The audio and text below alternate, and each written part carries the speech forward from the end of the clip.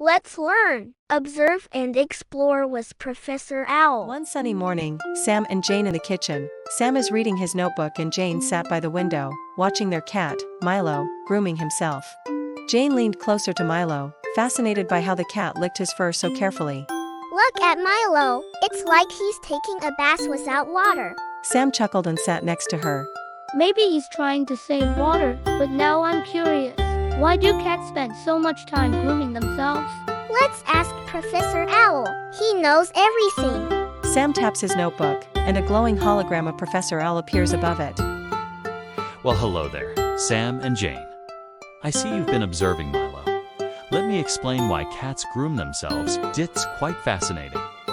Cats are natural, clean freaks.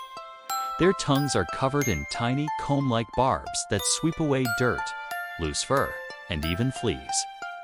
It's like they're carrying a mini hairbrush in their mouths. Whoa, that's why Milo's fur always looks so shiny. When it gets hot, cats have a clever trick. They groom themselves, and as the saliva evaporates, it cools their skin. It's like having a built-in air conditioner. Does that mean Milo grooms more in the summer? Exactly. Smart observation, Sam.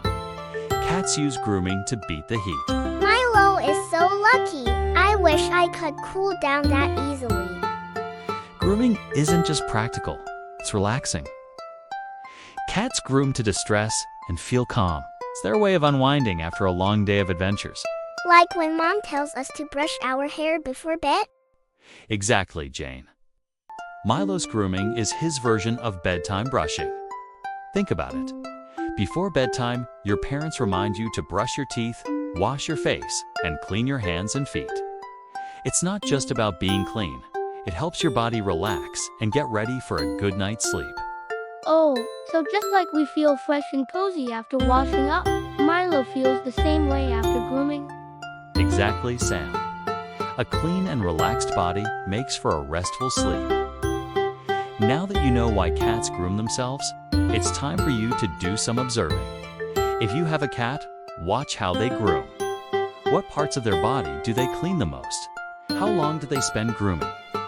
Pay attention to their behavior and record your findings. Remember, being curious is the first step to learning. Before we jump into tips for parents, don't forget to like and subscribe to help us create more videos. Parents, here's a quick tip to encourage critical thinking. Ask open-ended questions about everyday observations.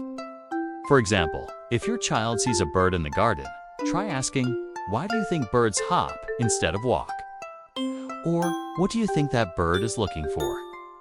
These kinds of questions spark curiosity and help children explore their own ideas. Want more ways to nurture your child's curiosity and emotional growth? Growing Minds, Connecting Hearts is a practical guidebook filled with simple yet powerful strategies.